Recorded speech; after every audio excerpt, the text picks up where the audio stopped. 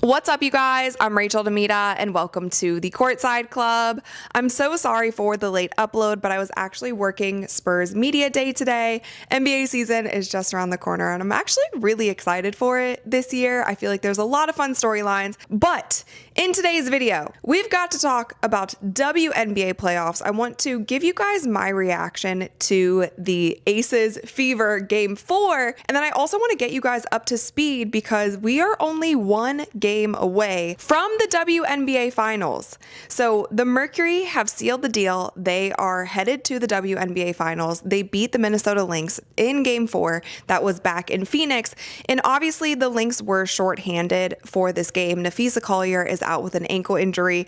We went over in extensive detail the play that caused that injury, and then obviously Coach Cheryl Reeve's crash out after that and just everything that ensued. An update there, you guys. Coach Cheryl Reeve was also suspended for this Game 4. So essentially the Lynx were missing their star player and they were also missing their head coach. And so the odds were stacked against them. They put up a good fight, but they just weren't able to finish it. And I honestly didn't think the Lynx were going to be able to get it done without Napheesa Collier and with the kind of injury that she had. Although we don't know the full update and what the extent of the injury is, it seems like she will be out for the entirety of the playoffs, even if the Lynx made it to the finals. So I didn't really see them beating the Mercury, but with that, the Mercury are headed to the finals, which makes for a very interesting storyline. I don't care which side you take it.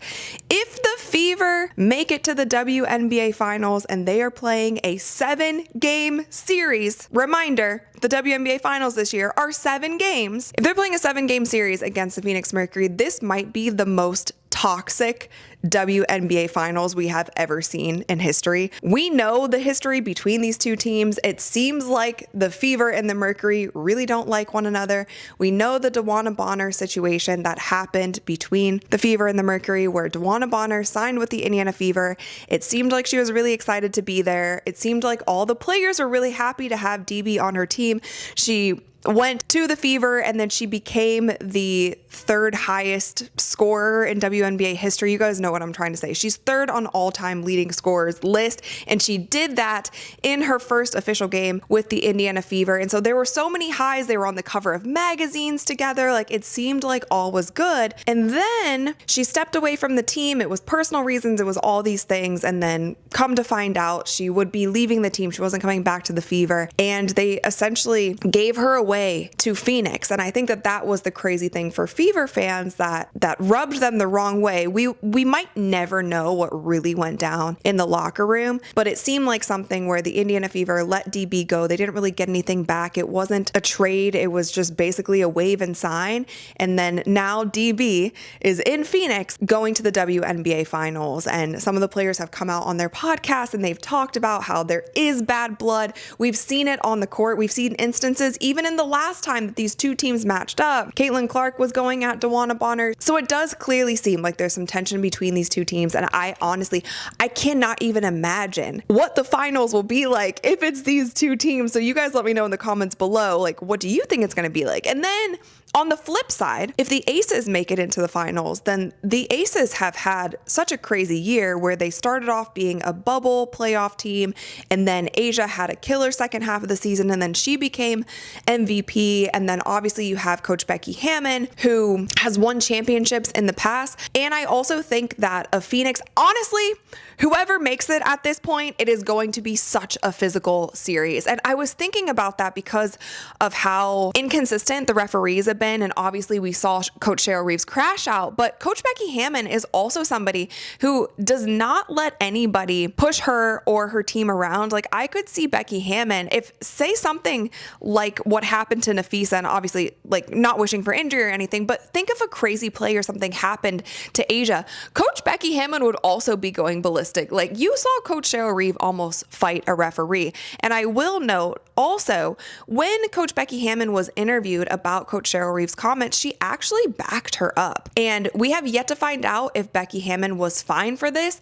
Coach Stephanie White also backed up Coach Cheryl Reeve when she was asked about it. And Coach Stephanie White, the information just came out 1 hour ago. Alex Filippo said, Stephanie White says she got fined for her comments in support of Cheryl Reeve yesterday. You comfortable with how physical this series has been? And the other series seemed even more physical. Look, I already got fined for supporting Cheryl, so yeah, which I think is crazy. But look, I think there's nothing that we want more than just consistency.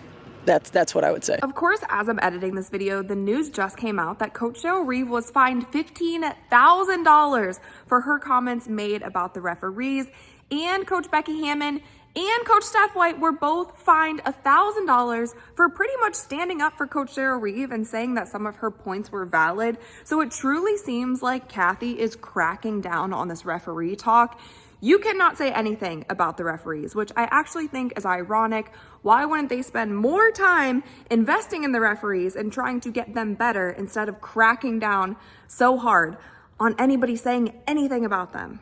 It's wild. So you guys, this referee situation, like if anybody thinks that this referee situation is just going to end when the finals start, they are so mistaken. It is going to be such a physical finals. And if it's the Mercury versus the Fever, I hope that the refs do what they need to do to keep it under control, because not only will it be physical, but these two teams do not like each other. Phoenix plays a very physical brand of basketball. The Fever do not love the Mercury. The Mercury do not like the Fever. The Aces play a very physical brand of basketball. The Aces normally have a pretty good whistle, but if you have, I don't know what to expect. And I don't even know the point of this video, honestly, you guys. I just wanted to give you my honest thoughts about how I'm feeling going into Game 5 tomorrow. And I truly think that this Game 5 in the semifinals, the Indiana Fever versus the Las Vegas Aces back in Vegas, is the highest stakes game that we have had this season, because we already know who is going to be in the finals. This is truly the highest stakes game. Now, what I will say is that the last game, Game 4, that was back at Gamebridge, I felt like for the first time, or one of the first times all season, the refs were actually in favor of the Indiana Fever. It felt like they were getting the calls. It felt like the Indiana Fever had home court advantage. And I know the Aces were really frustrated with that, but the Fever definitely can't count on that. And I just don't know what's going to happen. The referees at this point are like a box of chocolates. You never know what you're going to get, but it also seems like they are rotating the same 6 referees, but the WNBA also doesn't announce the referees until pretty much game day. So there's so much unknown, you guys. The Indiana Fever have exceeded all of my expectations. I didn't even think that they would make it to a Game 5 because they were looking so tired. They were looking so burnt out. They weren't making their free throws. There was just so many things going wrong. But at this point in time, how could I ever bet against the Fever? How could I go into Game 5 and say, oh yeah, it's in Vegas. The Aces are going to get the whistle. They have home court advantage. They'll probably win. I can't say that, because the Fever have just exceeded everyone's expectations, and they continue to do it. And they continue to do it when their back is against the wall. So I'm just stumped. I don't know what's going to happen. I don't know what to predict. What I can predict is I think it's going to be a very, very hard fought game, because I think this is the highest stakes game for both of these teams. It's win or go home. I wonder if Coach Stephanie White will wear her red leather jacket, because supposedly the team is undefeated when she wears that red leather jacket. But again, the odds are still stacked against the Fever, but you can't count them out. Lastly, you guys, we don't know who is doing the broadcast yet for this game, but there are certain broadcasters that are on ESPN who seem to be truly biased against the Minnesota Lynx and also against the Fever. And I called it out in the last game, the Mercury versus the Lynx game. It was almost like they were cheering for the Mercury. That doesn't so much matter for the players. They are not hearing it, but we'll just have to see who was announced for the play-by-play for that game. But you guys, of course, let me know in the comments below, who do you think is going to win Game 5? Do you want to see a Mercury Fever series? Because people were also telling me on Twitter that they don't even want to see these two teams match up because the Mercury plays so physical that the Fever might not be able to withstand that, and they've also had so many injuries. Or do you want to see the Mercury and the Aces, which again, I feel like would be such a physical series. With this video, you guys, I know it's kind of a late reaction. Oh, I also wanted to mention one more thing. Lastly, before I go, A'ja Wilson was in the post-game presser and she was asked about, it was something about Aaliyah Boston, and she brings up the amount of free throws that Aaliyah Boston shot, but she also says this. But Aaliyah did say I have a special whistle, and she shot 13 today. She said that to you? Yeah. Yeah, she said the last game I had a special whistle, which is cool. Clearly, A'ja is somebody who is super competitive, and we have seen Aaliyah Boston and A'ja Wilson battle it out the entire series. Aaliyah Boston had her best game of the series in Game 4. She was the reason that the Fever were able to pull off this game and they were able to win and move on to Game 5. I'm definitely interested to see what happens between these two players in Game 5. Who comes out to play?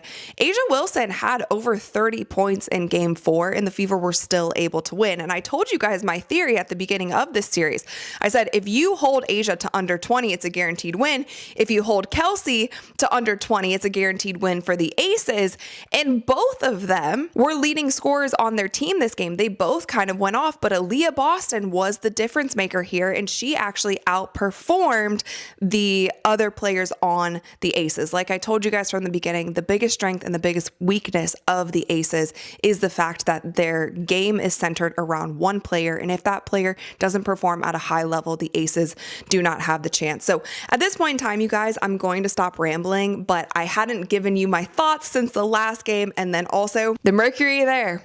The Mercury are there. They are waiting for whoever's next in the finals. So please, please, please let me know all your thoughts in the comments below. Thumbs up this video if you guys enjoyed it. Click that little subscribe button because we upload new videos every single week. And also, you guys, please, please, please join me for the live watch party tomorrow. It is Game 5, highest stakes game of the season. I would love to see all of your beautiful faces, avatars, and comments there. So please come hang out with me for the live watch party. I know it's a late one, but it will be so much fun. So with all of that, you guys, thank you so much again for watching, and I'll see you next time. Ooh, and